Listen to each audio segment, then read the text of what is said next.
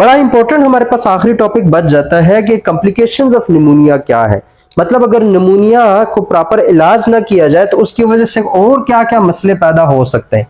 Pneumonia itself तो है ही मसला, लेकिन अगर इसको प्रॉपर ट्रीट ना किया जाए तो और क्या क्या मसले पैदा हो सकते हैं।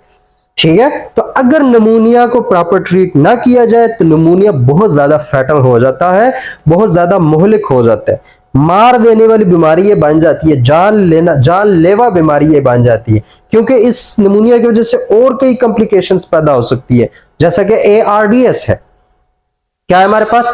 ARDS, acute respiratory distress syndrome. इसको पूरा लिख लेता हूं।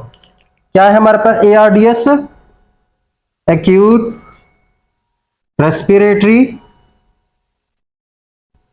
Distress syndrome.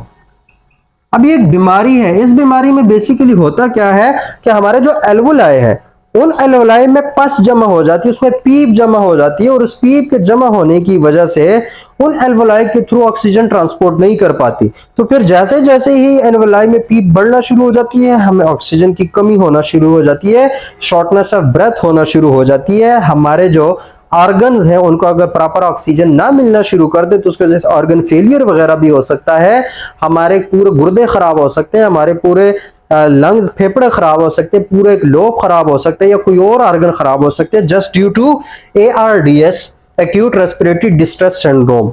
और अगर हम गौर करें तो निमोनिया में भी बेसिकली एल्वोलाई का ही इंफेक्शन हो रहा है, तो अगर उसको प्रॉपर ट्रीट ना किया जाए तो ये कॉम्प्लिकेट होके किधर चला जाएगा? ARDS की तरफ चला जाएगा।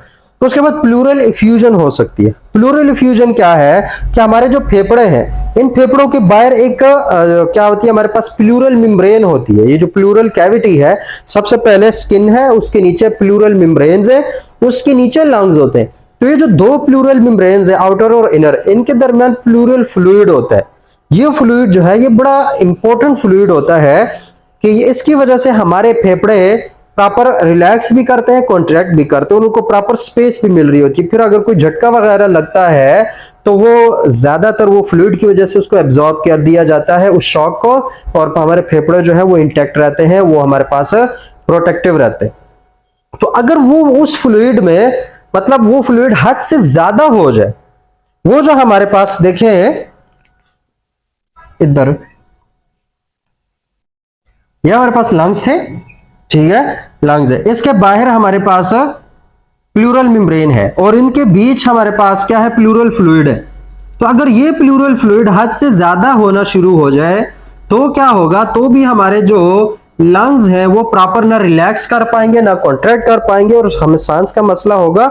तो इस कंडीशन को बोलते हैं प्लूरल इफ्यूजन। क्या बोलते हैं? Pleural effusion. और वो लाजमी बात है, अगर निमोनिया की वजह से हमारे जो एल्वोलाई है उसमें पानी भर रहा है या जो भी है, तो वो पानी किसी तरीके से लीक आउट होकर प्लूरल मेम्ब्रेन में आ सकता है, और प्लूरल मेम्ब्रेन में आने की वजह से हमें प्लूरल इफ्यूजन भी हो सकती है। उसके बाद एक और कॉम्प्लिकेशन, बड़ी इंपॉर्टेंट कॉम्प्लिकेशन है बैक्टीरिया।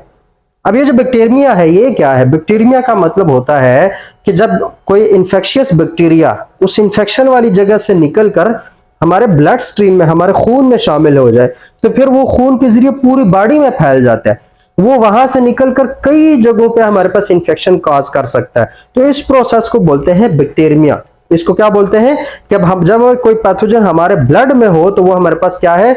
बैक्टीरिया है। और इस बैक्टीरिया की वजह से सेप्सिस का मसला हो सकता है। अब सेप्सिस क्या है कि अब ब्लड है, उस ब्लड के अंदर बैक्टीरिया है, तो वो ब्लड पूरी बॉडी में फैल रहा होता है, तो वो इम्यून सिस्टम कभी हमारे जिगर में एक्टिवेट हो रहा होगा, कभी हमारे गुर्दों में एक्टिवेट हो रहा होता है, कभी हमारे स्किन में एक्टिवेट हो रहा होता है, कभी हमारे दिमाग में एक्टिवेट हो रहा होता है, कभी हमारे गले में, कभी थायराइड में, कभी स्टोमक में। हर जगह पे हमारा जो इम्यून सिस्टम है वो एब्रप्ट बिहेवियर शुरू कर देता है, हर जगह एक्टिवेशन उसकी शुरू हो जाती है, और इसकी वजह से कई ऑर्गन फेलियर्स का मसले जो है वो भी पेश आ सकते हैं। तो वो हमारे पास क्या है? जब एब्रप्टली हमारा जो इम्यून सिस्टम है वो एक्टिवेट होता जा रहा हो तो उसको सेप्सिस बोलते हैं, और वो सेप्सिस भी हमारे पास कॉम्प्लिकेशन हो सकती है किसकी? निमोनियल इन्फेक्शन की। उसके बाद क्या है? Lung abscesses. लंग एब्सेसिस क्या होता है? लंग एब्सेसिस में बेसिकली क्या है कि जो हम बिलफर्ज हमारे पास ये लंग है और उसके कुछ टिश्यूज है जिनमें इन्फेक्शन है, तो ये जो इन्फेक्शियस टिश्यूज है, इस इन्फेक्शियस टिश्यूज में नेक्रोसिस स्टार्ट हो जाती है। क्या स्टार्ट हो जाती है? नेक्रोसिस। अब नेक्रोसिस क्या है? Accidental death, cell death. क्या हमारे सेल्स जो है वो मरना शुरू हो जाते हैं। तो वो जब वो सेल्स मरना शुरू हो जाते हैं तो वो सेल्स, वो पीप, वो पस, वो डेब्रिस, वो पानी, वो फ्लूइड और वो बैक्टीरिया, वो सारी चीजें क्या है, वो इन लंग्स की कैविटीज को भरना शुरू कर देते हैं। इन लंग्स की कैविटी में पस की फिलिंग शुरू हो जाती है और डेब्रिस की फिलिंग शुरू हो जाती है due to necrosis of the cell. उस सीन को बोलते हैं लंग अब्सेसिस और ये भी हमारे पास फैटल है। तो ये सारी हमारे पास कॉम्प्लिकेशन निमोनिया की वजह से हो सकती है। ठीक है, इनके अलावा भी और कई बातें हैं निमोनिया के लिए, लेकिन आज के लेक्चर के लिए इतना ही काफी है। तो होप सो कि निमोनिया के बारे में काफी सारी बातों को एक ही लेक्चर के अंदर सीखने और देखने का मौका मिल गया होगा। तो मिलते हैं इंशाल्लाह एक और लेक्चर में एक और टॉपिक के साथ। तब तक के लिए अपना ख्याल रखना और मुझे दुआ में याद रखना। अल्लाह हाफिज।